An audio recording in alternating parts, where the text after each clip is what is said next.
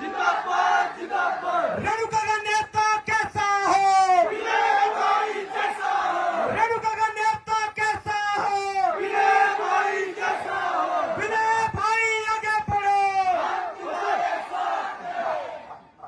और आपने हमारे महबूब नेताओं को भी सुनना है। मैं यहाँ आगमन पर रानी साहबा आपका, मुकेश अग्निहोत्री जी का बहुत बहुत धन्यवाद करता हूँ कि आज आप हमारी जनता के बीच में हमें आशीर्वाद देने के लिए यहाँ आए हैं।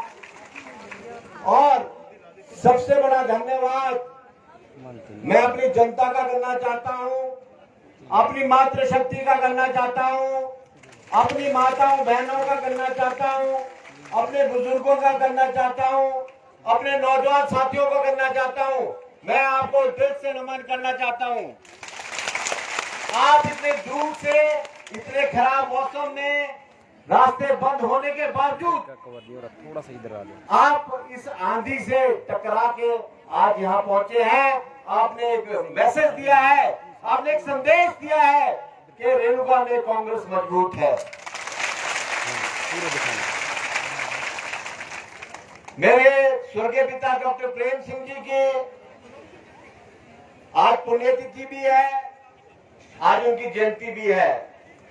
और मैं धन्यवाद करूंगा अपने ब्लॉक कांग्रेस कमेटी का, जिन्होंने ये निर्णय लिया है कि इस पर्व को हम हर साल बहुत हर्षोल्लास से मनाएंगे।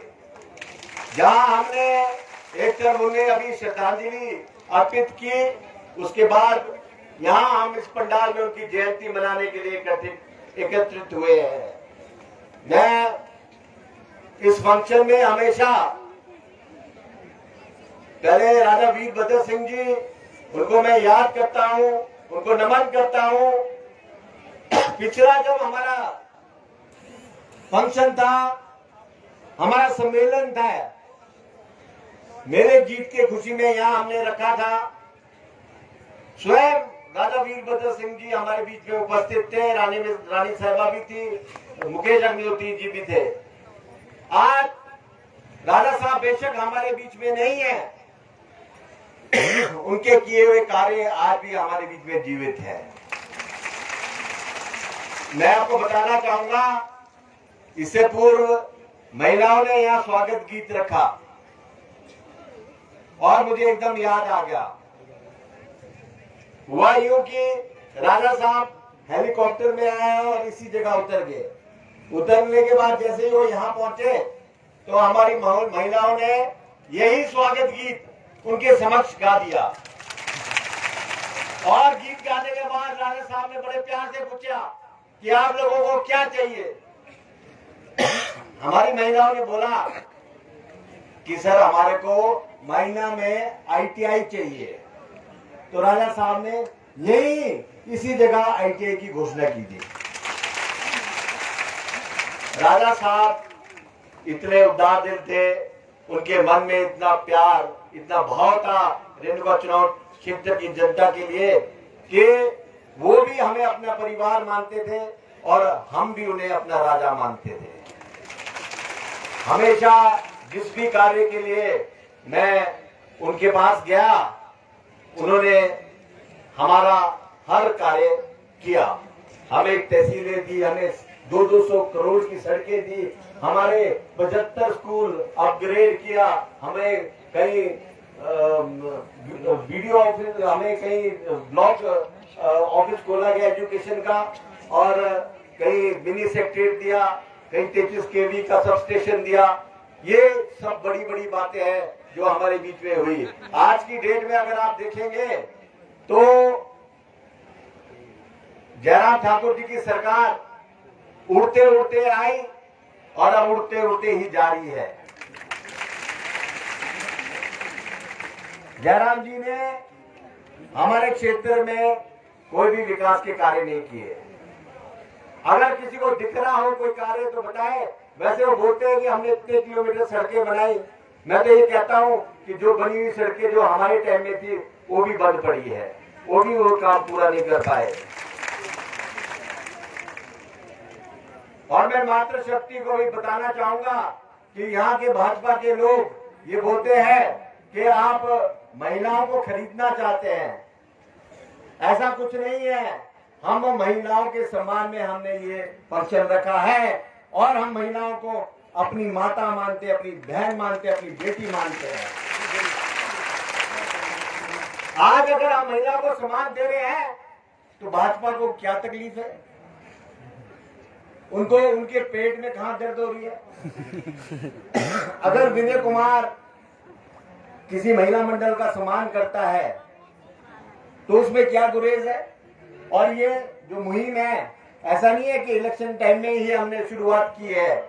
हमने इसकी 2 साल पहले बेचेड़बाग में शुरुआत की थी और हम तब से लेकर ये जो मुहिम है ये चलती आ रही है और यहाँ आज इसका अंतिम पड़ाव है। यहाँ से सभी महिला मंडलों का जो सम्मान है वो सम्मान राशि उनके अकाउंट में चले जाएगी। ये मैं आपको बताना चाहता हूँ।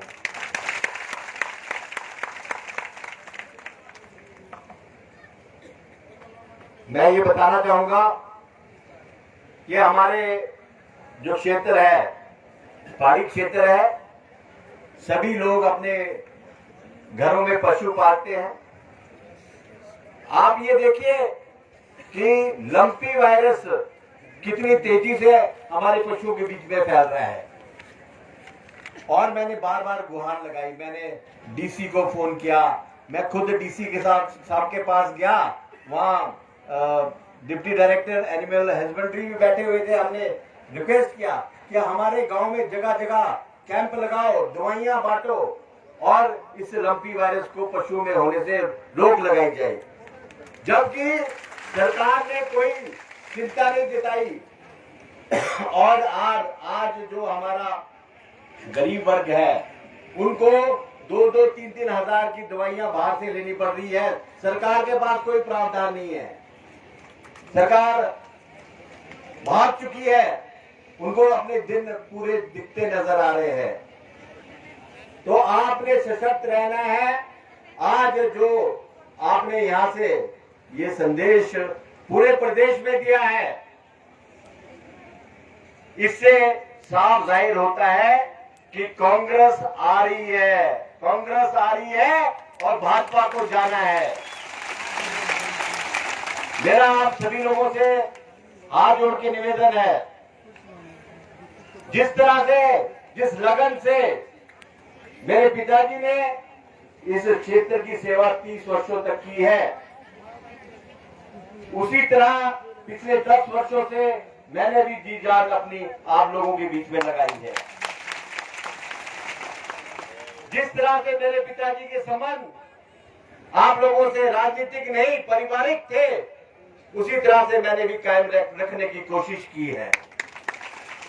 मैं हर रेलवे चौक क्षेत्र के हर वासी को, किसी को अपना पिता समान मानता हूं, किसी को अपने भाई समान मानता हूं, किसी माता को अपनी माता समान मानता हूं, किसी को बहन समान और किसी को बेटी समान मानता हूं। और ये हमारा पारिवारिक रिश्ता है, कोई राजनीतिक रिश्ता नहीं है। ये आज का रिश्ता नहीं है, ये 40 साल पुराना रिश्ता है जो आगे तक भी चलता रहेगा। हमने आपसे दिल से प्यार किया है और आपका आशीर्वाद हमेशा मुझ पे रहा है।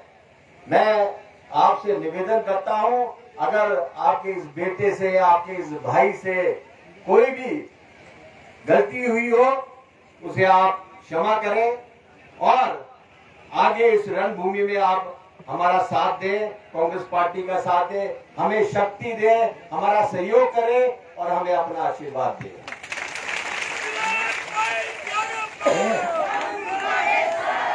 रेणुका का नेता कैसा हो? विनय भाई आगे बढ़ो, हम तुम्हारे साथ हैं। अरे क्यों पड़े हो चक्कर में? कोई नहीं है टक्कर में। मेरा आपसे निवेदन है कि आप सभी लोग दूर दराज क्षेत्र से यहाँ पहुंचे हैं। मैं आपको विश्वास दिलाता हूँ कि विकास के राह में मैं हमेशा आपका साथी रहूंगा, कंधे से कंधे मिला के आपका सहयोग करता रहूंगा। ये मेरा आपको वादा है। और आप सब लोग आराम से यहाँ पहुंचे हैं, उसी प्रकार आराम से सभी लोग अपने अपनी गाड़ियों में घर भी लौटे। मैं विशेष करके फिर से एक बार अपनी जनता का धन्यवाद करना चाहता हूँ। विशेष रूप से हमने यहाँ आप सभी लोगों के लिए भोजन की व्यवस्था भी की है। आप सभी लोग भोजन करके जाएं। और मैं अपने भोज कमेटी के जितने भी सहयोगी हैं, जिन्होंने कल सुबह से लेकर आप सभी लोगों के यहाँ भोजन की तैयारी की है, मैं तहे दिल से रोजाना भोज के सभी लोगों का धन्यवाद करना चाहता हूँ।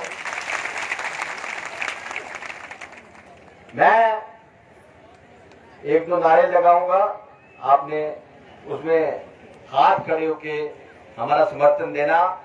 कांग्रेस पार्टी जिंदाबाद, कांग्रेस पार्टी जिंदाबाद, नारी शक्ति जिंदाबाद जिंदाबाद जिंदाबाद, नारी शक्ति जिंदाबाद जिंदाबाद जिंदाबाद।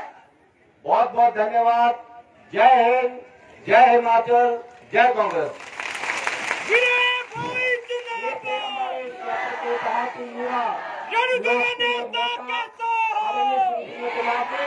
जिन्होंने अपने विचार रखे। अब मैं बड़े विनम्र के साथ निवेदन कर रहा हूँ, से कहना चाहता हूँ, पशु आपने रखे। अभी विनय कुमार जी पशुओं की बात कर रहे थे। पशुओं की जो तूड़ी है 1500-1600 रुपया हो गई। डालोगे बीजेपी को वोट, यहां कह रहे थे लंपी वायरस की बात कर रहे थे। अरे 5000 गाय मर गई, गाय 5000 मर गई। अनाउंस कर दिया विधानसभा में 30,000 रुपया मिलेगा जिसकी गाय मरेगी। आप बताएं, इतने पंडाल में इतने लोग आप बैठे हैं, क्या किसी को भी 30,000 रुपया मिला है? किसी जिसकी गाय जो है चली गई, ये कहां चले गए? गौओं के रक्षक जो नारे लगाते थे, जो कहते थे गौ माता है, हमें ये सब कुछ आज कहीं पे भी नजर नहीं आ रहे। 1 लाख गाय जो है प्रभावित हो गई है। 5000 गाय आज दिन तक चली गई है। रो रो के गाय जा रही है। मैं एक गाय को देखने गया था, किसी सज्जन ने मुझे बुलाया कि मेरी गाय बीमार है। मैंने पूछा कितने की खरीदी? कहते जी 85,000 रुपए की।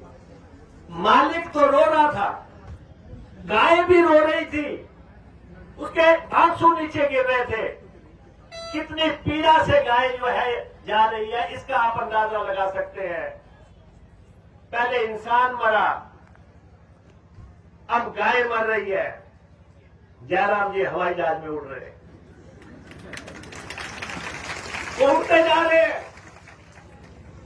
अब बार बार कह रहे हैं।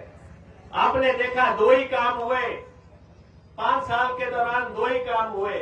ऊपर जहाज उड़ा, नीचे नाटियां पड़ी। इसके अलावा तीसरा कोई काम गिना दे जयराम कि उन्होंने किया हो, कोई काम नहीं किया। सबसे जो है सत्ता जैसे मिली थी, एक्सीडेंट में मिली थी। और अब कह रहे हैं कि मुझे काम करने का मौका नहीं मिला, मुझे एक मौका और दे दो। कह रहे हैं कि मैं गरीब हूं, मुझे मौका दे दो। अरे आप जैसे गरीब तो चाहिए जिसने 4-4 हेलीकॉप्टर खरीद दिए। आप जैसे गरीब तो चाहिए जिन्होंने बुलेट प्रूफ गाड़ियां खरीद दी। आप जैसे गरीब तो चाहिए जिन्होंने सेक्रेटेरिएट में 1000 गाड़ी जो है आलीशान गाड़ी खरीद दी। आजकल जो है ये रैली जो है आप खुद आए हैं, ये सरकारी तंत्र की रैली नहीं है। आजकल अमृत महोत्सव के नाम से रैलियां हो रही हैं। सारा सरकारी अमला, पटवारियों को कहा जाता है, पंचायत सेक्रेटरियों को कहा जाता है आप लेके आएंगे भीड़, पटवारी भी आएंगे साथ में, कानगो भी साथ में आएंगे, नरेगा की लेबर भी आएगी, आंगनवाड़ी भी आएंगे, आशा वर्कर भी आएंगी, सब लोग आएंगे क्योंकि माननीय मुख्यमंत्री आ रहे हैं, साहब आ रहे हैं। इसलिए सारे लोग सरकारी ऑर्डर से बुलाए जाते हैं।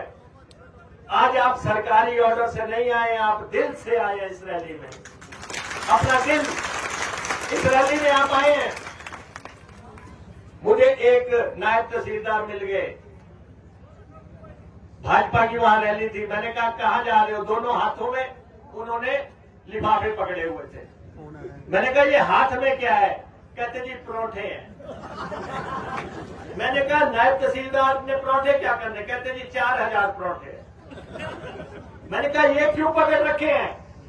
कहते जी मुझे हुक्म है कि जब भाजपा के मुख्यमंत्री आएंगे, माननीय जयराम आएंगे, तो परोठे आप खिलाएंगे, बीडीओ आचार लेके आएगा, बीडीओ आचार लेके आएगा और कल को पानी लेके आएगा। ये तरीका देखो आप किस ढंग से। तो आपके काम कौन करेगा? दफ्तर खाली पड़े हैं, दफ्तर खाली पड़े हैं। ये स्थितियां हिमाचल प्रदेश में चल रही हैं। और मैं अपनी बहनों से ये कहना चाहता हूं, महीने 2 रह गए हैं बाकी, 2 महीने। दिसंबर की जब पहली तारीख आएगी, आप सबके खाते में 1500 रुपया हर महीने सरकार डालना शुरू करेगी। 1500 रुपया क्या आप सबको मंजूर है? ये कांग्रेस पार्टी दिसंबर से आपके खाते में, महिलाओं के खाते में, 18 साल से 60 साल तक की महिलाओं के खाते में 1500 रुपए डालेगी, क्योंकि आपको अपनी बेटी को भेजना है ससुराल, किसी को जो है उसकी फीस देनी है, किसी को कोई और काम करना है। हमने फैसला लिया है पार्टी स्तर पे, सबसे पहले वो अपनी बहनों का, अपनी माताओं का, उनके खाते में सबसे पहला फैसला होगा, हम उनके खाते में पैसा डालेंगे। जयराम जी पूछ रहे हैं पैसा कहां से आएगा?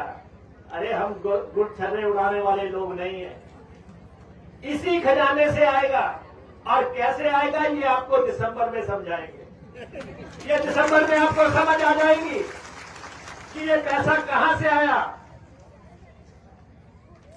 ये स्थितियां हिमाचल प्रदेश में बनी है। और मैं प्रदेश के कर्मचारियों को यहां इस मंच से कह देना चाहता हूं, कांग्रेस की सरकार बनाओ, बार बार भाजपा के द्वार मत जाओ। 20 दिन रह गए हैं, उनके पल्ले कुछ नहीं है, बार बार उनके पास जा रहे हैं कि जी ओल्ड पेंशन स्कीम बहाल कर दो। अरे जयराम से तो चाहो तो आज की डेट में ये भी कह दो कि ताजमहल बनाना बोलना, सुबह बना जाऊंगा, मैं यही बना जाऊंगा, इसी ग्राउंड में बना जाऊंगा। 2 महीने में जो है 20 दिन में 30 दिन में टॉयलेट नहीं बनता। और वो उनसे आज की डेट में जिस भी रैली में जाएंगे, बड़ी 200 करोड़ की घोषणाएं कर रहे हैं, 100 करोड़ की। यहां भी कह रहे थे मेरे भाई, यहां पीसीसी के मेंबर और दीपेंद्र जी हाथी की बात कर रहे थे।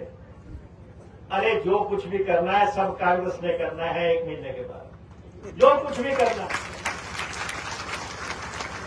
इनसे पूछो हिमाचल प्रदेश विधानसभा में क्या कभी कोई प्रस्ताव पास किया हाथी के लिए? बुलाओ विधानसभा का विशेष सत्र और वहां भी पास करो। अभी तो कुछ हुआ नहीं, 20 दिन बाकी है। मेरे वहां भी आए थे, कहते ड्रग पार्क बनाऊंगा। अरे 60वें महीने में पार्क नहीं बनते, 60वें महीने में तो चिल्ड्रन पार्क नहीं बनते। कुछ भी बुलवा लो आजकल। अपने घर का हवाई अड्डा तो बना नहीं। मंडी में कहा था कि मैं हवाई पट्टी बनाऊंगा। मंडी का जब रानी सभा का इलेक्शन था तब उन्होंने कोई विकास के नाम पे वोट नहीं मांगा, कल्याण के नाम पे वोट नहीं डाला, गरीब की सेवा के नाम की वोट नहीं मांगी। क्या कहा? मैं मंडी का हूं इसलिए मुझे वोट डाल दो। हमने काम गिनाए, वीरभद्र सिंह जी ने जो काम किए थे हिमाचल प्रदेश में, उस काम की बदौलत आज प्रतिभा सिंह सांसद हैं, लोकसभा हम जीत के गए, 3 विधानसभा हमने जीती। अरे जब आपका जो है परवान पे थे आप, तब आप 4 सीटें हार गए। आज तो परिस्थितियां आपके जाने की हैं। आज क्या कह रहे हैं कि रिवाज बदलेगा? कहते मैंने टोपी की संस्कृति खत्म कर दी। अरे हिमाचल में टोपी को मिटाने वाला खुद मिट जाएगा। हिमाचल में घाटों को बिताने वाला खुद मिल जाएगा। ये कहने की बातें हैं। इसलिए मैं आप सबसे ये आग्रह करना चाहता, कल मंडी में रैली हो रही है। रैली का नाम देखो क्या रखा, युवा संकल्प रैली, युवा संकल्प रैली। और जिन्होंने जो है पुलिस के पर्चे बेच दिए, जिन्होंने पर्चे नीलाम कर दिए, जिन्होंने 6-6, 8-8 लाख रुपए में नौकरियां बेच दी, वो आज युवा संकल्प रैली करने जा रहे हैं। हिमाचल प्रदेश के एक मुख्यमंत्री, आपके हल्के से उनको हिमाचल का निर्माता कहा जाता है। दूसरे मुख्यमंत्री वीरभद्र सिंह आधुनिक हिमाचल के निर्माता हुए। कोई कहता है मैं सड़कों वाला मुख्यमंत्री हूं, कोई कहता है मैं पानी वाला मुख्यमंत्री हूं। ये मुख्यमंत्री नौकरियां बेचने वाले मुख्यमंत्री हैं। 2 लाख मुकेश भाई आगे बढ़ो, हम तुम्हारे साथ हैं, 2 लाख भाई आगे बढ़ो। हम तुम्हारे साथ हैं। 2 लाख लोगों ने पुलिस में अप्लाई किया सिपाही बनने के लिए, 2 लाख लोगों ने। और पुलिस का पर्चा बिक गया। पर्चा कितने में बिका? 6 लाख और 8 लाख रुपए। 200 लोग जेल में हैं आज, 200 लोग जेल में हैं। 150 पौने 200 लोग वो है जिन्होंने पर्चा खरीदा, और 50 लोग वो है जो उनके माँ बाप हैं जिन्होंने जमीनें बेच के पर्चा खरीदा, बैंक से कर्जे लेके जमीनें पर्चा खरीदा। वो लोग आज जेल में बंद हैं। जिन्होंने पर्चा बेचा वो कहते हैं सरकार फिर बनाएंगे, सरकार फिर बनाएंगे। हिमाचल प्रदेश में 20 दिन बाकी रह गए हैं। पर्चा बेचने वाला एक एक आदमी जेल की सलाखों के पीछे होगा। हम आपकी सभा के माध्यम से इनको संदेश देना चाहते हैं कि ये युवा संकल्प रैली, युवाओं से आपने छलावा किया। 2020 में पुलिस का पर्चा आपने बेच दिया, क्लर्कों की भर्ती का पर्चा आपने बेच दिया। आपके कार्यालय में एक कर्मचारी है, उसको सबॉर्डिनेट सिलेक्शन बोर्ड में अलग से बिठा के पर्चा दिलवा दिया। एक एमएलए है, वो कहते, उनका ड्राइवर कह रहा है कि मैं कैसे सिलेक्ट हुआ ये तो मुझे ही पता है। ये इस ढंग से आपने सबसे खिलवाड़ किया। और मैं मुख्यमंत्री जी, युवा संकल्प रैली की बजाय मुझे माफ करो रैली करनी चाहिए थी। मुझे माफ करो कि मैंने युवाओं के साथ खिलवाड़ किया है। ये जो स्थितियां बनी, बेरोजगारी की स्थितियां हिमाचल प्रदेश में, आज कहते हैं वीरभद्र मॉडल हिमाचल में नहीं चलेगा। आपने जो है 85,000 करोड़ रुपए का कर्जा कर देंगे जब जिस दिन आप इस हिमाचल प्रदेश को छोड़ोगे। 85,000 करोड़ का कर्जा। और कहते हैं कि ये सब वीरभद्र सिंह जी की वजह से हुआ। अरे वीरभद्र सिंह जी बड़े सम्मान के साथ इस दुनिया से गए हैं। वीरभद्र मॉडल को जो है सब हिमाचल के लोग याद करते हैं। हर घर में उनकी सोच है, हर घर में उनको याद किया जा रहा है। और आप जो है, यही मैं आपको बता देता हूं, हम वीरभद्र सिंह जी के नाम से चुनाव लड़ रहे हैं और शिमला में सरकार बनाएंगे। शिमला में हम सरकार बनाएंगे आप सबके सहयोग से। माफिया आप देखो कैसे दंदना रहा है। खनन माफिया लूट मचाई हुई है, शराब माफिया ने लूट मचाई हुई है। आप जितनी महिलाएं बैठी हैं, अगर आप फोन करेंगी कि मेरे घर में 1 किलो दाल भेज दो, तो नहीं आएगा। पति देव फोन करेंगे, एक शराब की बोतल घर पे चाहिए, उसी वक्त पहुंच जाएगी। शराब की बोतल की होम डिलीवरी और राशन की कोई होम डिलीवरी नहीं। ये स्थितियां आपने पैदा कर दी।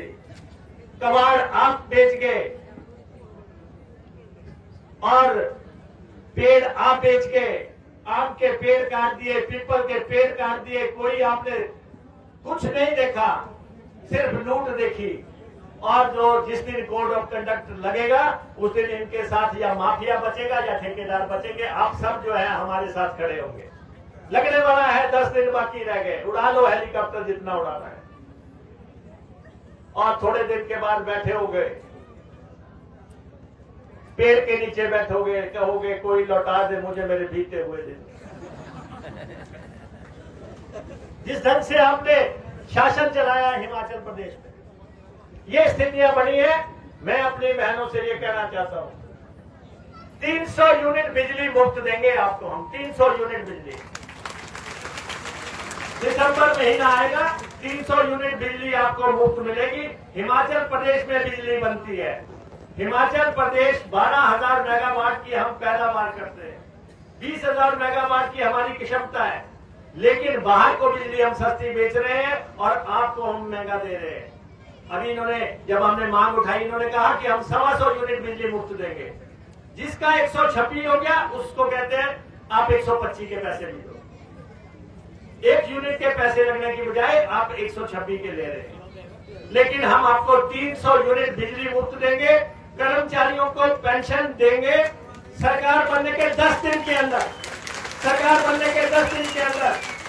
मुकेश भाई जिंदाबाद। ये हमने आपको कह दिया। कर्मचारियों से मेरा आग्रह है कि इनके पास जाने का कोई फायदा नहीं है, पेंशन हमने देनी है।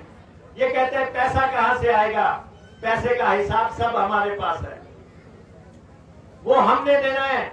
हमारी ये 3 बड़े वायदे जो है, 300 यूनिट बिजली मुफ्त, 1500 रुपया महिलाओं के खाते में और कर्मचारियों को पेंशन, और आउटसोर्स वालों को भी मैं कह देना चाहता हूं, आउटसोर्स में से बिचौलिया हटाया जाएगा, बिचौलिया हटेगा और उनको नियमित करने के लिए, सरकारी सेवा में लेने के लिए हम जो है नीति का ऐलान करेंगे। आउटसोर्स वालों को, ये पुलिस वाले भी, इनके कहने पे आपने काफी डंडे चला लिए, इनको मैं कहना चाहता हूं 2 साल पे आपको हम ही रेगुलर करेंगे, 2 साल पे आपको हम ही रेगुलर करेंगे। और फायर ब्रिगेड वालों को भी मैं ये कहना चाहता हूं, आपकी वेतन विसक्ति हम ही दूर करेंगे। होमगार्ड वालों को भी मैं कहना चाहता हूं कि आपको 12 महीने नौकरी हम ही देंगे, ये हमारे संकल्प है। और कंप्यूटर टीचर्स को भी हम कहना चाहते हैं, मत जाओ अब इनके दरबार, ये खाली लोग हैं, कोई नहीं जाएगा अब इनसे मांगने में। आप सबसे आग्रह करता हूं, कोई नहीं जाएगा, ये जाने वाले लोग हैं, हम आने वाले लोग हैं। 20 दिन के बाद हम आ रहे हैं, क्यों इनके दरबार में जाके अपनी बेइज्जती करवा रहे हो? किसी हिमाचली को इनके आगे फरियाद करने की जरूरत नहीं है। कोई मत जाओ इनके आगे, कोई हाथ मत फैलाओ। और खासतौर पे मैं बहनों को ये कहता हूं, अपने भाई विनय कुमार को जो है बड़े शानो शौकत से आप हिमाचल प्रदेश विधानसभा में भेजो।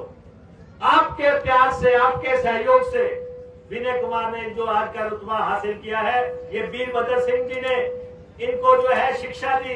वीरभद्र सिंह जी के स्कूल में पढ़ा हुआ बच्चा फेल नहीं होता, ये मैं आपको बता देता हूं। हम भी उनके स्कूल से निकले हुए लोग हैं। अच्छा, आप सब लोग मुझे एक बात बता दें, रानी सभा बैठी हुई है, क्या आप सब लोग विनय को वोट डाल रहे हैं?